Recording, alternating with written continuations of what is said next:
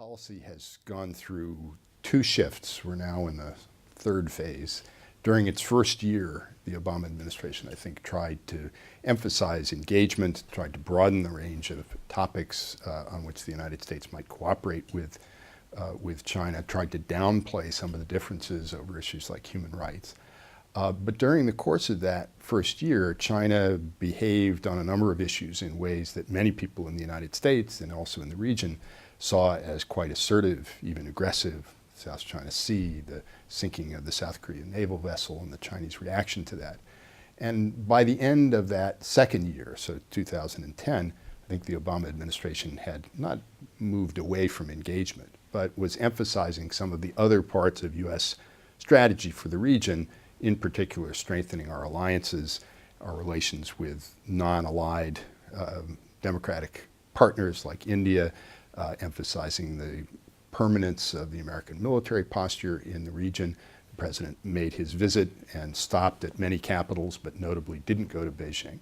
So that was a second phase, I think, a corrective to the initial stage. And now, in the last 6 months or so, I think both the United States and China have been cooling their rhetoric, trying to avoid further confrontation over controversial issues.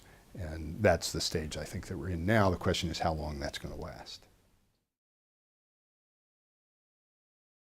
I think there's no question that the United States will remain actively engaged. I don't think many people, certainly not people in the U.S. government, I think this is true of both Republicans and Democrats in the Congress, believe that the United States can afford not to be a central player in Asia, particularly given the extent of our economic interests there, also our strategic alliances. I do think it's the case that we're going to be constrained for the foreseeable future by our budget difficulties, and in particular that that's going to have some downward pressure on defense spending.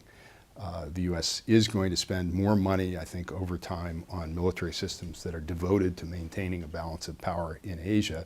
It's not going to be able to do that as rapidly as it might have done in the absence of the fiscal crisis. What that means is the United States is going to be looking to cooperate even more with countries like Japan, Australia, India, South Korea in assisting them, encouraging them in the development of their own capabilities that will be necessary also to maintain a balance of power as China rises. I think there has been and there will be, I think, even more in the future cooperation on human rights issues, particularly as regards the developing world, where people both in Europe and the U.S. have been concerned that China's support for certain governments, particularly in Africa, have contributed to ongoing abuses of human rights. I don't think there's broad disagreement between U.S. and European governments on that issue. In fact, I think there's going to be more cooperation there. It's conceivable that there could be differences of opinion again on technology and technology transfer. 5 or 6 years ago, the United States and the EU had an ongoing discussion about whether the EU was going to lift its arms embargo on China, the one that had been imposed in 1989 after the Tiananmen Square incident, and the EU decided at that point not to do that. I don't think that that's imminent, but that could be an area where there would be friction and contention between the U.S. and Europe.